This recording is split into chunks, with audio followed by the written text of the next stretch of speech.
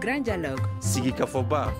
Idawani wa Makara. Le grand dialogue, l'émission de débat du studio Tamani sur votre radio. Chenni Beri. Halud Mauni. Chenni Beri. Sigi Kafoba. Le grand dialogue.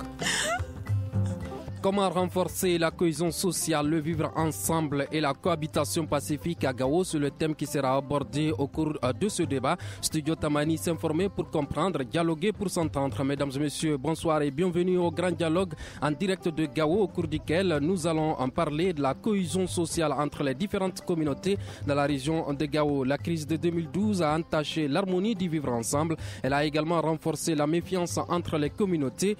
Comment mobiliser ces dernières pour la reconstruction de la cohésion sociale dans le contexte actuel du pays? La fracture sociale est-elle préoccupante? Le défi du vivre ensemble et la cohésion sociale peuvent-ils relever à Gao? Le grand dialogue de Studio Tamani réfléchit sur ces questions. Nos invités, Oumou Diallo, secrétaire administratif de la CAFO Gao, Almouner Ag Mohamed Ahmed, leader jeune. Toutes nos tentatives pour avoir un représentant de la communauté arabe sur ce plateau ont été vaines. À la présentation, je suis Mirana Kilomaïga, invité, auditeurs, téléspectateurs. Bonsoir et bienvenue. Le grand dialogue. Oumou, la première question vous sera adressée. Comment se porte aujourd'hui Gao? Bonsoir. Gao, je dirais que Gao se porte bien du côté de cohésion sociale. Parce que le vivre ensemble auparavant, c'était un peu dérangé avec la crise. Mais actuellement, les femmes de Gao ainsi que les hommes de toutes les couches sociales arrivent à s'entendre et arrivent à démarcher les mêmes points. Almouner, la même question vous est adressée. Oui, je vais rejoindre Mon, comme ce qu'elle a dit. Le vivre ensemble, on peut dire qu'il est bien, mais cela ne veut pas dire qu'il faut tout laisser. Parce que pour créer la cohésion sociale, il faut qu'il y ait des mécanismes de toutes les communautés qui prennent parfois des orientations, qui incitent nos populations à plus de dialogue, à plus d'échanges, à plus d'entente. Et cela, c'est la société dans son ensemble qui va voir quels sont les cadres nécessaires pour vraiment harmoniser. Parce que la cohésion sociale aussi, les communautés, s'ils ne peuvent pas créer un cadre de cohésion sociale, il faut un appui de l'État. Parce que pour l'analyse, la cohésion sociale même, c'est sur un certain nombre de facteurs. Il y a l'inclusion sociale, il y a l'inclusion sociale, il y a le capital social et puis aussi la mobilité sociale. Dans tous ces trois facteurs, c'est à l'État de les organiser.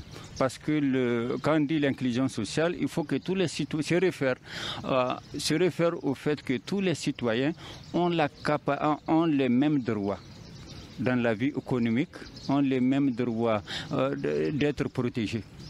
Se sentent protégés et c'est l'État qui doit protéger ces communautés. Parfois, c'est ça aussi, en vous parlant d'inclusion sociale, c'est surtout ce que l'État encore doit faire dans la cohésion sociale. Il faut que l'État s'implique davantage dans l'inclusion sociale, que toutes ces communautés ont les mêmes opportunités dans la vie économique. Elles se sentent toutes protégés. Maintenant, concernant le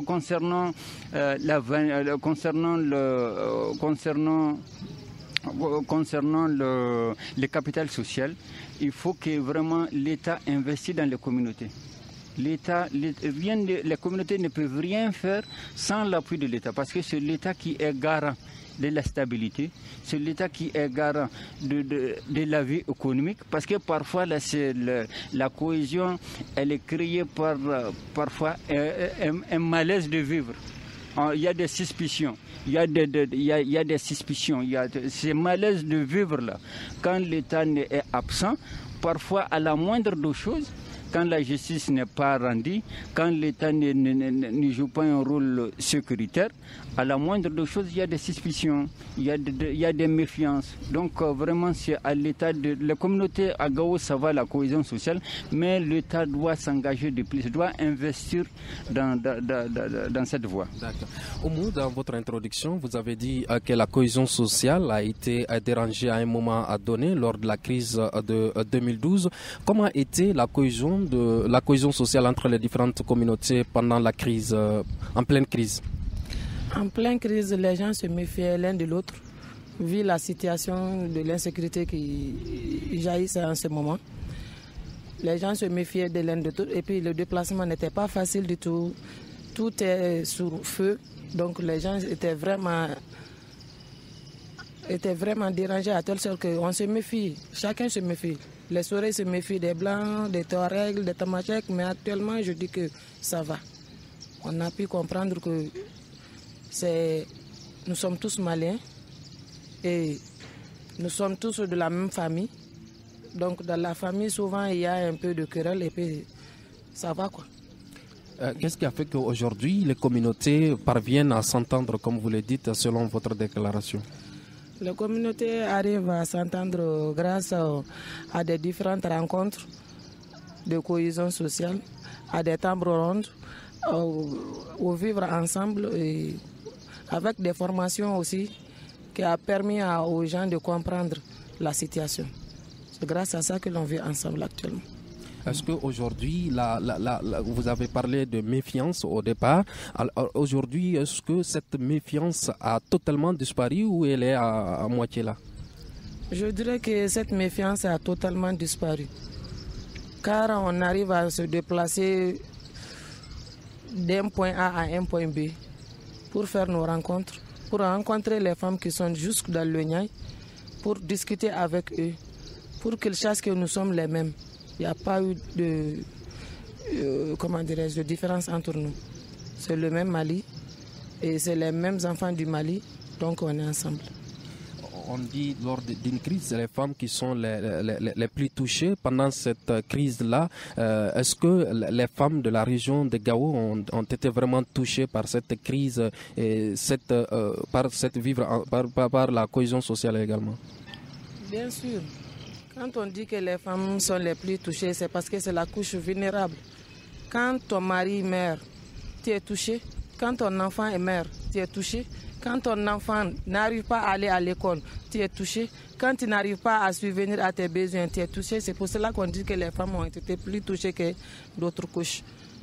Okay. Almouner, qu'est-ce qui pourrait expliquer cette méfiance entre les différentes communautés de la région de Gao qui vivaient en pleine harmonie auparavant ensemble? Dans une situation d'insécurité, il ne peut y avoir que de la méfiance parce que chacun voit l'autre comme le problème. Donc c'est dit à l'insécurité, ce n'est pas quelque chose inné aux communautés, non. C'est quelque chose qui est venu avec l'insécurité. Quand il y a l'insécurité, il faut toujours s'attendre à ce genre de choses, qu'il y a de la méfiance. Mais en temps normal, en temps de tranquillité, il n'y a pas raison de se méfier les uns envers les autres. Dans une situation d'insécurité, il ne peut y avoir que de la méfiance. Maintenant, c'est aux communautés de s'investir. C'est à l'État de les appuyer pour créer vraiment une harmonie. Sinon, l'État a beaucoup... il y a un capital sur lequel il faut il y a un capital énorme sur lequel l'État doit s'investir, les liens historiques entre les communautés, parce que les liens sont vraiment très ancestrales. Maintenant, c'est à l'État de capitaliser ces liens-là pour essayer d'appuyer les communautés à créer un environnement pacifique, à vivre dans un environnement pacifique. Vous avez dit qu'il y a une méfiance, est-ce à dire qu'il y a également des rivalités entre les différentes communautés de la région de Gao? Non, je n'ai pas dit qu'il y a de la méfiance. J'ai dit en temps anormal, il ne peut y avoir de la méfiance. En temps d'insécurité, il ne peut y avoir que de la méfiance. Maintenant, concernant les rivalités, je ne pense pas qu'il y a de rivalité. Non, mais seulement il y a un problème d'insécurité. Et ce problème d'insécurité engendre parfois la méfiance, engendre la colère, engendre les suspicions. C'est dit à l'insécurité seulement. C'est pas dit à des rivalités. Il n'y a pas de rivalité. Il n'y a pas de rivalité. Oui. D'accord. Alors, on a dit tantôt que les communautés arrivent à se parler. Quels sont les mécanismes par lesquels les communautés se parlent? Mais il y a des mécanismes, il y a des cadres de concertation, il y a des cadres, heureusement, les leaders communautaires se connaissent. C'est pourquoi j'ai dit que l'État doit capitaliser les liens ancestraux entre les communautés. Parce que là, l'État doit capitaliser et les communautés même doivent capitaliser ces liens, les liens ancestraux entre les communautés. C'est déjà un avantage. Ça facilite le dialogue. Ça facilite le dialogue. Donc ces mécanismes-là, les leaders communautaires, les leaders religieux, parfois à un moment, je me rappelle, une fois il y a eu un truc, je ne sais pas, un braquage qui a mal tourné, l'imam, l'autre là, ces messages ont vraiment été très utiles. L'imam de Alpha Oumar, il a appelé, il a agi, et ces messages ont vraiment servi. Ces messages ont vraiment servi à éteindre vraiment... L'imam de la mosquée Koweït. Koweït, oui. De Gao. Je me rappelle très bien, c'est pas en 2020, ouais, si je ne me trompe pas. Est-ce que ce genre de message continue à être vulgarisé par les plus hautes autorités ou les leaders religieux de cette localité? Les leaders religieux, les leaders de toutes nos communautés, parfois c'est leur travail d'appeler à l'entente, d'appeler à la cohésion, parce que personne n'a intérêt à ce qu'il n'y ait pas de cohésion. Bien vrai qu'il y a les problèmes, quand je dis l'insécurité s'est greffée. Quand l'insécurité s'est greffée, c'est pas seulement la méfiance ne se trouve pas seulement entre communautés, parfois intra-même communautaire. Parce que tu peux voir quelqu'un de ta même communauté comme problème, comme source de problème. Donc parfois la cohésion là, même intra-communautaire, ça peut y arriver. Donc il n'y a pas un problème entre les communautés, mais il y a le problème d'insécurité qui s'est greffé. Et quand il y a ce problème d'insécurité, vous voyez toujours l'autre, peut-être c'est un potentiel danger, c'est un potentiel problème. D'accord. Alors, Oumou, vous avez dit qu'il y a les gens de Gao arrivent à se parler. Dans le fait, concrètement dans les faits, quel est l'impact de ces médiations? Est-ce que l'impact de la médiation est visible sur le terrain, dans les faits? Bien sûr, l'impact de la médiation est visible car je dirais toujours de continuer avec la médiation parce que rien ne vaut la médiation. Même si on prend les armes, tout finit par la table ronde. On doit s'asseoir pour s'attendre et pour faire le vivre ensemble. Donc toujours continuer à faire des médiations, à faire des tables rondes, à faire des formations, des informations pour que vraiment les gens arrivent à se mettre sur pied. Almouner disait tout de suite que les communautés, au niveau de l'intracommunautaire, ils se voient comme potentiel danger. Est-ce que c'est le même cas que vous avez vécu également? Au niveau entre les communautés elles-mêmes, entre les différentes communautés intracommunautaires, chacun se voit comme un potentiel danger pour l'autre. Moi, à ma compréhension, je dirais qu'il a dit que ça c'était en temps de crise. En temps de crise, mais quand tu as du feu dans ta case, qu'est-ce que tu fais? Tu sors, tu laisses ta case, il n'y a personne dedans que Almouner ou bien un autre. Tu viens, tu trouves du feu dans ta case. Tu demandes qui a mis le feu. Chacun dit que ce n'est pas lui. Et toi-même, tu te poses la question, est-ce que c'est Almouner ou bien c'est telle personne? Tu te poses d'abord la question. Mais quand quand on arrive à atteindre le feu et qu'on arrive à se mettre, s'entendre, dialoguer et dire que vraiment c'est tel problème, donc on n'a qu'à laisser ça. Souvent les gens vont aller ensemble. En temps de crise là, il y avait du feu ici à Gao. Le temps juste de rappeler à nos auditeurs tous les bruits qu'ils entendent au fond, ces bruits-là font partir de ce débat puisque nous sommes en plein air de Gao. Allez-y, continuez. Ok. Donc c'est pour dire qu'en temps de crise, tout le monde, chacun se méfie l'un de l'autre. On se méfie l'un de l'autre parce qu'on ne sait pas qui est qui. Tout le monde a les armes. Que tu sois rouge, blanc, n'importe qui avait des armes. Même les enfants avaient des armes. Donc les gens se méfient l'un de l'autre. Mais après la crise, où il y a eu un peu d'accalmie, les gens sont revenus à eux-mêmes. Après les tables rondes, après les différents dialogues, après la sensibilisation des marabouts, les gens sont venus en raison et puis ils ont pu trouver la solution que le dialogue, là, rien ne vaut le dialogue. Existe-t-il des pactes connus et arrêtés par les différentes communautés de la région de Gao? S'il y a des pactes, oui. Des pactes entre les différentes communautés? Bien sûr. Quand il y a un problème, les différentes communautés s'assoient pour discuter de ces problèmes. Et puis quand les communautés, les religieux la parlent, généralement, on s'entend et on arrive à bien gérer le problème. D'accord. Almouner, la cohésion sociale est-elle liée au développement de la région? Bien sûr, quand il y a un déficit de développement, quand il y a la pauvreté, parce que parfois là c'est dit, quand je vous ai parlé de l'inclusion sociale comme facteur de cohésion sociale, comme les 3 facteurs de cohésion sociale, l'inclusion sociale, le capital social et la mobilité sociale. Parce que ces facteurs-là, l'économie est prise en compte. Parce que quand il y a le développement n'est pas harmonieux, il n'y a pas un développement, il n'y a pas de structure qui emploie des jeunes. Parfois, il faut s'attendre à ce que le développement est lié forcément. Parce que quand dans des injustices, quand il n'y a pas une rétribution, quand le développement n'est pas pour c'est pourquoi moi je vous ai parlé de l'État. L'État, il est un acteur important pour appuyer la communauté à créer un cadre harmonieux dans la cohésion. L'État doit d'abord prendre en compte le chômage, l'emploi jeune. Parce que parfois, là, c'est même pas dit aux communautés. Parfois, c'est dû aux problèmes économiques qui créent parfois des tensions, qui obligent... c'est pas pour justifier le banditisme, mais parfois, certains... si peut-être ils ont de l'emploi, ils vont jamais agir contre la loi. Donc parfois, vous êtes en train de dire tout simplement que certains profitent de la pauvreté pour agir de cette façon. Bien évidemment, parce que parfois le manque de développement, le déficit de développement, il est aussi une source de problèmes. Ça n'aide pas dans la cohésion. Quand la pauvreté est partout, quand le sous-développement est partout, quand il n'y a pas des infrastructures nécessaires pour prendre en charge tous les besoins de communauté, ça n'aide pas la cohésion, ça n'aide pas la région, ça n'aide pas l'harmonie.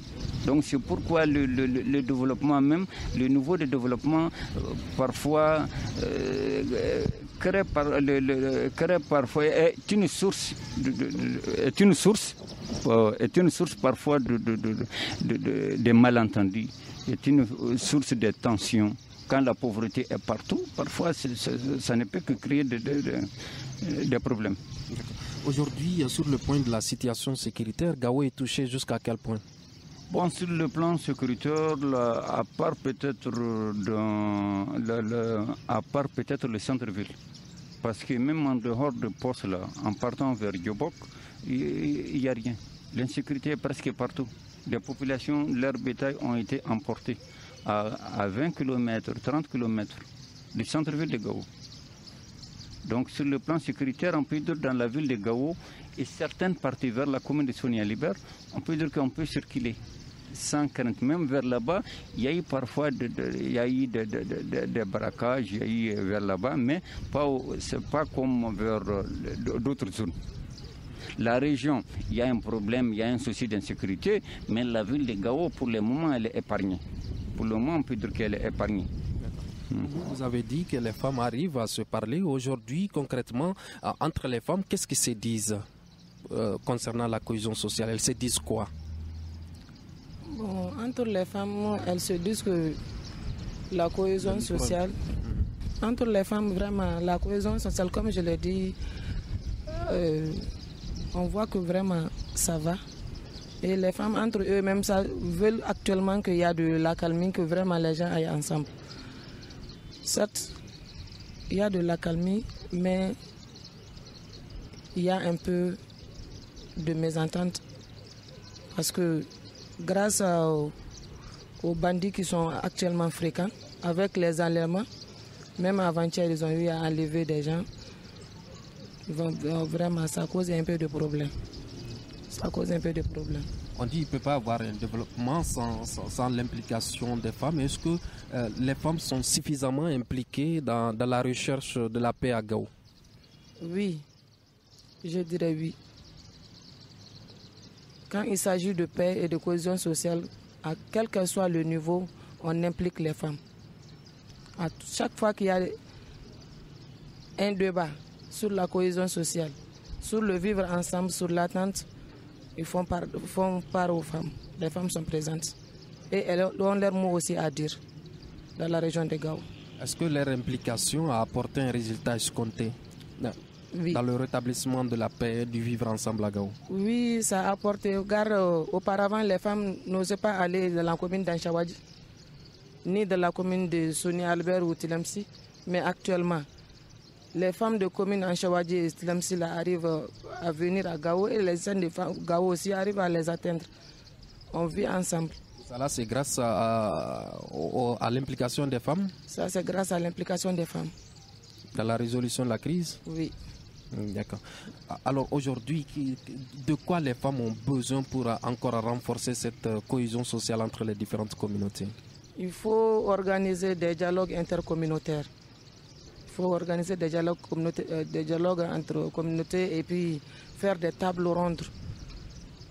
Faire comprendre aux femmes que sans la paix, rien ne règne. Et sans le dialogue aussi, rien ne va. Donc, il faut vraiment renforcer cette côté-là. Selon Oumou, auparavant, les femmes n'osent pas aller en Chawadji, mais aujourd'hui, grâce à l'implication des femmes, aujourd'hui, elles parviennent à aller en Chawadji. Est-ce que vous partagez cet avis? Non, Oumou, vous voulez vous parler d'un Chawadji d'avant. Sinon, présentement, presque un chevalier s'est vidé de sa population. Donc, Oumou s'exprime comme dans le temps d'avant. Pas présentement. Parce que présentement, presque l'insécurité, comme moi je vous ai parlé, la région est à un niveau d'insécurité préoccupant. Il y a un niveau d'insécurité préoccupant. Parce que presque des villages vers Ansongo, vers d'ici jusqu'à vers Menaka, il y a des villages vidés de leur population. Donc, il faut comprendre l'expression de Oumou, il faut parler d'avant. Pas actuellement, pas aujourd'hui. Pas aujourd'hui. Yeah. Est-ce qu'il y a, parmi, vous avez dit que Gao est entouré par des déplacés, est-ce qu'aujourd'hui il y a un dialogue franc avec ces déplacés, notamment les femmes? Je m'adresse à Oumou. Bien sûr, avec est-ce que les vous arrivez déplacés à qui sont parler là. avec vos sœurs qui se sont déplacées? Oui, on arrive à parler avec les femmes déplacées qui sont là, qui ont quitté tous les recoins de la région de Gao. On arrive à discuter avec eux, on arrive à faire des formations ensemble, on arrive à faire beaucoup d'activités ensemble. Même, ça ne vaut même pas 15 jours. On a convié les femmes des différentes communautés pour leur faire savoir qu'on doit faire une activité pour faire le tissage des sacs. Donc, on est sur la voie. Et puis je crois que ça va aller, Inch'Allah. D'accord. Alors aujourd'hui, concrètement, comment renforcer la cohésion sociale entre les femmes d'abord, avant les différentes communautés? Oui, je vous donne. Comment, selon vous, peut-on renforcer la cohésion sociale entre les femmes de la région de Gao? Bon, c'est une question qui doit être posée à moi, mais je sais que les femmes savent comment faire. C'est surtout dialoguer. C'est surtout dialoguer et continuer à dialoguer. Parce que rien n'est plus important que le dialogue. Quel qu'on soit dans la situation, il faut dialoguer. Le dialogue, c'est le meilleur cadre. C'est le meilleur cadre. Maintenant, c'est au cours du dialogue que les protagonistes ou vraiment les acteurs sauront quelle voie est plus importante à suivre pour créer la cohésion. Alors, Oumou, on revient à vous. Il voulait que la question vous soit adressée. Comment renforcer la cohésion sociale entre les différentes femmes? Comment renforcer? En démarchant les femmes, en allant vers eux et les faire comprendre et faire des cohésions, des tables rondes, comme je l'ai bien dit, en faisant des formations, des sensibilisations. Donc, je crois que ça ira. D'accord.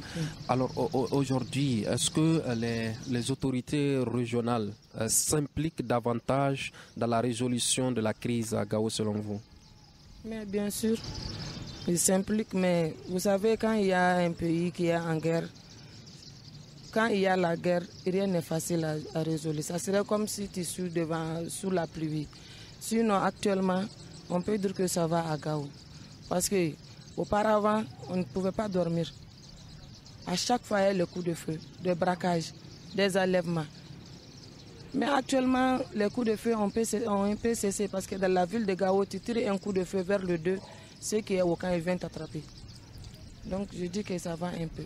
C'est après le renforcement à Gao avec les patrouilles mixtes?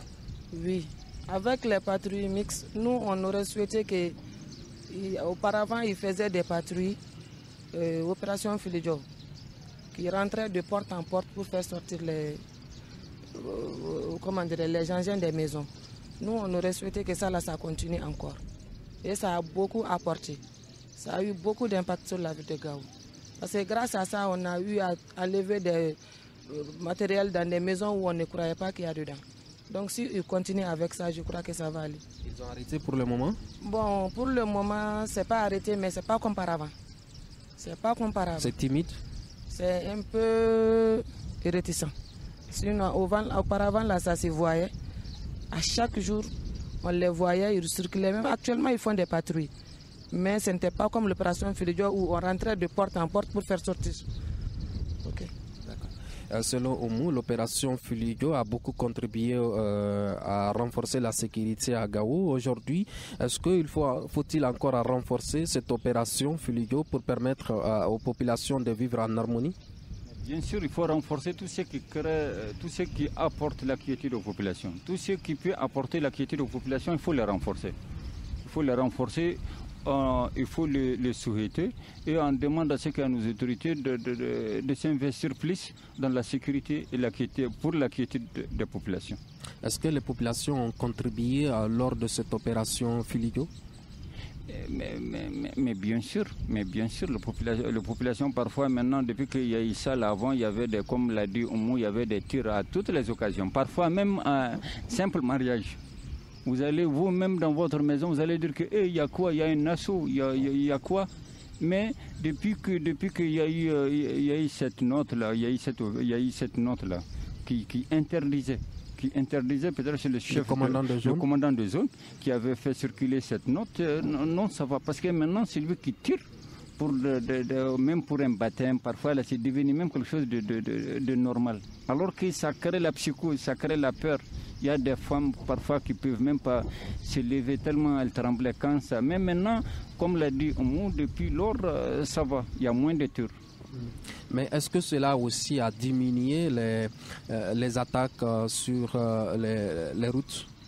Non, les routes en dehors de Gao, les attaques continuent malheureusement. Sur l'axe Gao-Ansongo, malheureusement, le plus souvent on entend des cars attaqués, des voyageurs cambriolés, des particuliers cambriolés. Malheureusement, en dehors de Gao, ça n'a pas créé, ça n'a pas apporté, ça n'a pas eu d'incident. Ouais, mais on peut dire que ça va, ça évolue. Nous espérons que la situation évolue positivement. D'accord. Est-ce qu'aujourd'hui, dans la région de Gao, peut-on parler d'une sécurité stable dans l'ensemble de la région de Gao? Non, on ne peut pas parler de sécurité stable, non. Dans la région, dans son ensemble, on peut dire que malheureusement, il y a une crainte. Il y a une crainte on peut dire, si on évalue une mesure sur les 3 quarts de la région, l'insécurité est totale. Presque la plupart des villages ont été désertés par leur population. Oumou, le défi de vivre ensemble et de la cohésion sociale peut-il être relevé? Bien sûr, si on se met ensemble, on pourra relever le défi. En faisant quoi? En se démarchant, en faisant des tables rondes comme je l'ai dit, en faisant des formations, en faisant des sensibilisations, je crois que ça ira. Alors, aujourd'hui, concrètement, quel est le besoin des femmes? Concrètement, vous êtes des femmes. Aujourd'hui, les femmes ont besoin de quoi? Comme sécurité, comme vivre ensemble, comme cohésion sociale, comme cohabitation pacifique? Les femmes ont besoin d'une paix durable. D'une paix durable. Quand il y a la paix, tout peut aller. On a besoin d'une paix, d'un pays stable, pour que les femmes puissent s'épanouir. Sans paix, rien ne peut se faire. Est-ce que par rapport aux dénonciations sur la situation sécuritaire, les femmes arrivent-elles à s'impliquer davantage, à informer les plus hautes autorités, les militaires, ainsi de suite? Oui, les femmes arrivent à s'impliquer avec les numéros verts aussi qui existent. Pas seulement les femmes, même les jeunes, tout le monde arrive à s'impliquer. Parce que nous voulons tous la paix. Nous voulons tous qu'il y ait la paix. Nous voulons tous que la paix règne ici au Mali. Est-ce qu'aujourd'hui la paix est-elle possible à Gao au regard de ce qui se passe sur le terrain en dehors de Gao? C'est comme vous l'avez si bien dit. Mais bien sûr, la paix est possible. On ne peut pas dire que la paix est possible. Maintenant, c'est aux autorités ainsi qu'à tous les belligérants de cette crise de s'impliquer pour vraiment pour qu'il y ait une mise en œuvre de l'accord. Parce que peut-être il est censé nous apporter l'entente, la paix, la quiétude. Donc on ne peut pas dire que la paix n'est pas possible. Donc maintenant c'est aux autorités et leurs partenaires de voir quels sont les moyens nécessaires pour vraiment apporter cette paix, tant souhaitée par toutes les populations. Vous venez de le dire, il faut la mise en œuvre de cet accord. Est-ce que les communautés sont impliquées dans la mise en œuvre de cet accord? Oui, à leur niveau ils sont impliqués, mais il y a des acteurs clés. Il y a des acteurs clés de la mise en œuvre de l'accord. C'est l'État ainsi que en quelque sorte les acteurs clés, c'est les protagonistes. Et maintenant les communautés n'attendent que vraiment la paix, comme l'a dit Oumou. La paix durable, une paix totale et à tous les niveaux. D'accord. Oumou, est-ce que dans la mise en œuvre de l'accord, les femmes sont impliquées? Oui, dans la mise en œuvre de l'accord de la paix, les femmes sont impliquées. Mais il faut encore impliquer plus de femmes encore pour qu'il y ait la paix. Est-ce qu'on sait le nombre de femmes qui sont impliquées ici à Gao dans la mise en œuvre de l'accord? Au niveau de la CAFO, est-ce qu'il y a des représentantes? Oui, il y a une représentante de la CAFO qui fait partie. Et il y a des femmes qui sont impliquées dedans, mais c'est peu. Il faut plus de femmes. Est-ce qu'elles arrivent à faire du retour de ce qui a été décidé dans la mise en œuvre de l'accord à ses sœurs? Oui. Après chaque rencontre, les femmes se réunissent et font le compte rendu. Ça, c'est obligatoire. Est-ce que vous estimez que la mise en œuvre de l'accord peut renforcer la paix dans la région de Gao? Oui. Comment? Oui. Parce que sans le DDR, rien ne marche. Il faut que les gens qui n'ont pas droit à l'arme, qu'on les retire les armes pour qu'il y ait la paix. Ceux qui en ont droit à prendre des armes. Mais ceux qui n'en ont pas droit, il faut qu'on les retire les armes pour qu'il y ait la paix. Actuellement, tout le monde apprend des armes. On fait confiance à qui? Qui doit prendre, qui ne doit pas prendre? On ne sait pas. Même les tenues, là, on porte les tenues du femme pour faire n'importe quoi, pour saluer le nom de nos femmes. Donc, mais quand on fait le DDR, et on retire les armes, on saura qui est qui en ce moment. Ça facilite. Ça va faciliter le renforcement de la sécurité à Gao? Oui, bien sûr. D'accord. Alors, Almouner, aujourd'hui, concrètement, quand on regarde ce qui se passe à Gao, notamment sur le plan sécuritaire, sur le plan du développement social, peut-on dire que les autorités actuelles s'engagent davantage pour rétablir la sécurité et le développement de la région de Gao? On ne peut pas apporter un jugement sur l'action que les autorités, même pour l'instant, parce que les autorités, elles sont d'abord récentes. Donc, pour porter un jugement, il faut d'abord du temps. Maintenant, quelle action d'abord de développement? Pour mener des actions de développement, il faut d'abord qu'il y ait la paix. Il y ait la paix dans toute la région. Mais malheureusement, dans toute la région, il n'y a pas cette inquiétude. Moi, je vous ai parlé des villages vidés de toute leur population. Donc comment mener des actions pour des populations qui sont d'abord maintenant déplacées? Donc il n'y a pas des indices de la paix à Gao? Non, parce que quand vous parlez de Gao, il y a Gao ville et il y a Gao région. Et moi je vous parle de façon un peu générale, Gao région. Dans la région de Gao, j'ai dit, il y a des communes entières qui ont été vidées de leur population.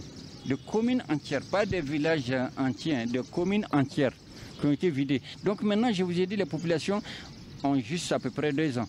Donc, porter un jugement sur leur action de développement, si je le porte, j'aurais peut-être tort, parce que peut-être mon jugement n'a pas pris en compte tous les paramètres qui doivent être pris en compte. Il y a d'abord un facteur d'insécurité, il y a un facteur d'insécurité. Donc quand il y a un facteur d'insécurité, on ne peut pas mener des actions de développement. Pour mener des actions de développement, il faut d'abord la paix. Maintenant, il y a Gaoville. Gaoville, ça va, toutes ces communes qui ont été vidées leur population, ils sont aux alentours de population. Ils sont aux alentours. Certains même sont presque même, je dirais, à l'extérieur du pays, en Algérie. Au Niger, peut-être vous avez vu des vidéos qui ont circulé. C'est des populations maliennes, et peut-être de deux régions, la région de Manaka et la région de Gao. D'accord. Au moins, est-ce qu'il y a des indices de la paix à Gao? Bien sûr, il y a des indices de la paix. Car auparavant, comme je disais, on ne pouvait pas circuler normalement. On ne pouvait pas circuler normalement. Les coups de feu jaillissaient à Gao intensivement. Mais actuellement, il n'y a plus de coups de feu, je dirais. On dort même pour le braquage des gens là, ils n'utilisent plus le feu. Ils viennent seulement, ils s'arrêtent devant toi avec leurs armes, tu rentres. Ou bien ils te bastonnent. Sinon, auparavant, on tire sur toi quand tu refuses. Même actuellement, les bouchers qu'on a enlevés, moi, devant sa maison, mais ils n'ont pas utilisé des coups de feu. Ils l'ont braqué, il a refusé de rentrer, ils l'ont bastonné avec un bâton. Ils l'ont pris et le mettent dans le véhicule. Je peux dire que vraiment ça a un impact. Un impact. Oui, ça a un impact. Mais toujours faut-il encore davantage mettre le renforcement sur le plan sécuritaire? Sur le plan sécuritaire, vraiment, on veut qu'il y ait beaucoup de renforcement. Parce que dans les alentours de Gao, ça ne va pas. Tu dépasses Gao vers Ansongo, ça ne va pas. Dans la commune d'Anchawagi, ça ne va pas. Dans la commune de Telemsi, ça ne va pas. Pour atteindre Bourem aussi, ça ne va pas. Pour atteindre, comment dirais-je, Bamako, c'est pareil. Donc vraiment, il faut que l'armée soit totalement impliquée pour qu'il y ait la paix.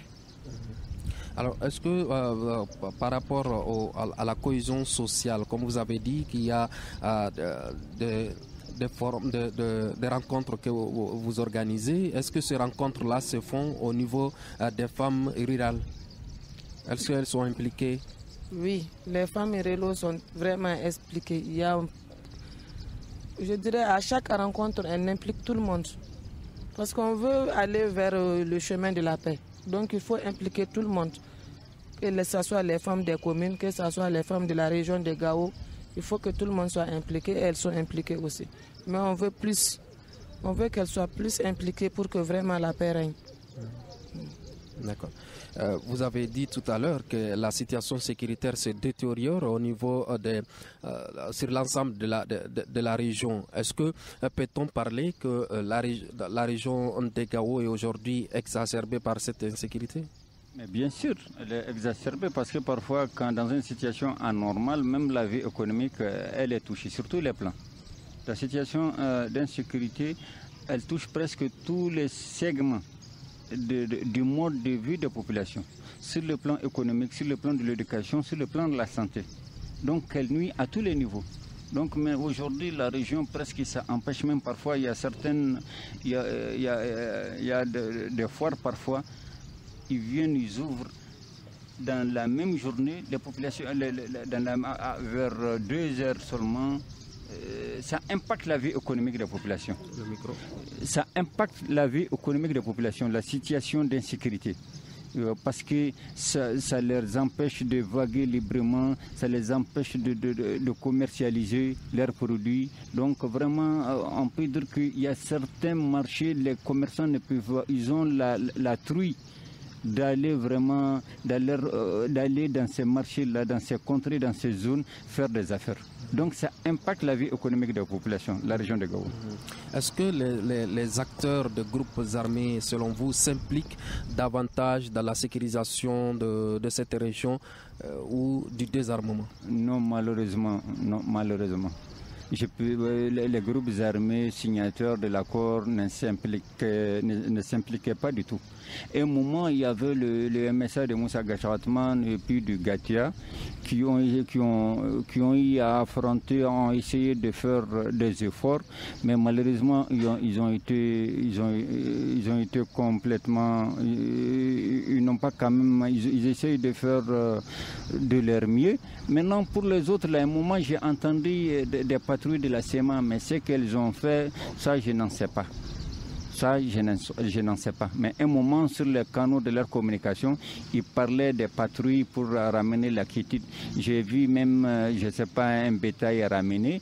Même Gatia, à un moment, a pu récupérer un bétail emporté vers pas loin de Gao. Ici, ils l'ont ramené pour le restituer aux populations, à leurs propriétaires. Ils essayent tant que mal, mais apparemment, ils n'ont pas les moyens de jouer, ils n'ont pas les moyens de leur ambition, en quelque sorte, je peux dire. La fracture sociale est-elle encore préoccupante ou est-elle rassurante? Elle est rassurante. Elle est pas rassurante. Comment? Parce qu'on arrive à collaborer ensemble, on arrive à faire des formations ensemble, comme je voulais dire, on arrive à faire des activités ensemble, donc je peux dire que vraiment elle est vraiment... D'accord. Alors, qu'est-ce que vous attendez des autorités nationales, pas régionales, mais nationales, pour renforcer davantage la sécurité dans la région de Gao? On attend d'abord, on dit pour la sécurité, il faut l'éclairage. Gao est dans le noir? Très bien. Gao est totalement dans le noir. Et on n'a pas d'eau potable.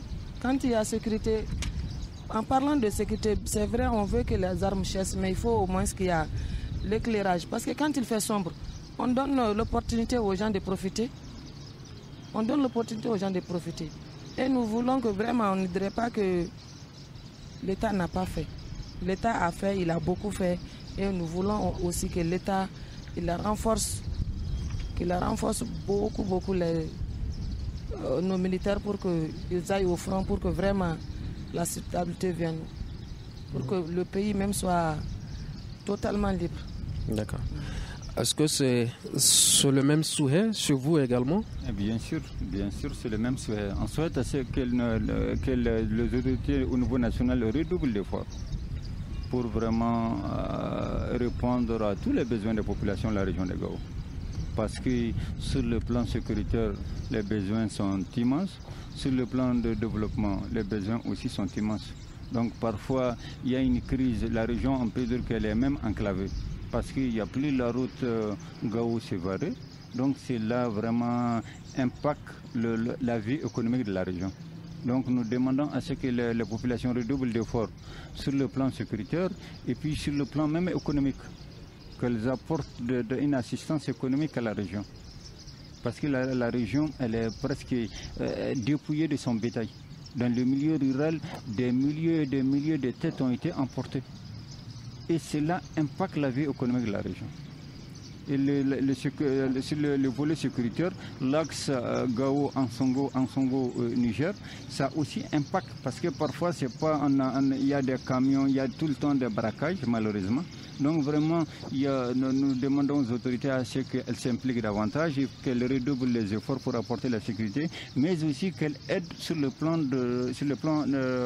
économique, éducatif et sanitaire. Parce que parfois, là, il y a des évacuations sur Niamey. On peut dire que nos pharmacies, il y a certains produits qui sont tous Gao de leurs pharmacies. Il y a des produits introuvables.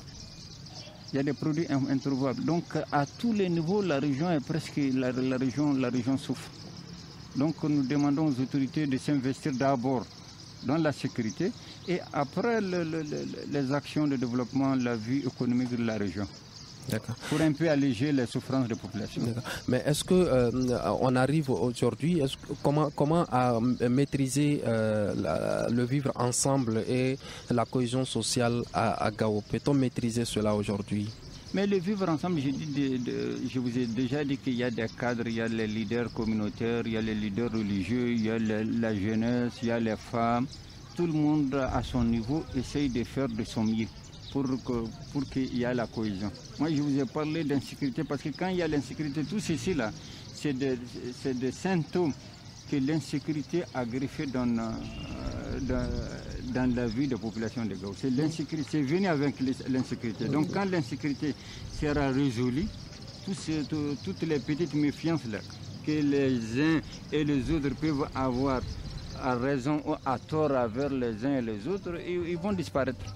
Voilà, merci. C'est sur ce mot de Almouner Ag Mohamed Ahmed, suite que prendra fin à ce grand dialogue qui réfléchissait sur comment renforcer la cohésion sociale, le vivre ensemble et la cohabitation pacifique à Gao. Et nous étions avec Oumou Diallo, secrétaire administrative de la CAFO Gao, Almouner Ag Mohamed Ahmed, leader jeune. Comme je le disais au début de cette émission, toutes nos tentatives pour avoir un représentant de la communauté arabe sont restées vaines. À la présentation, je suis Imrana Akilo Maïga. Ce débat a été coordonné par Mariam Maïga. À la régie vidéo et mise en onde de Gagny Kanté et Noun Guiré. Merci de l'avoir suivi. À la prochaine pour un autre débat.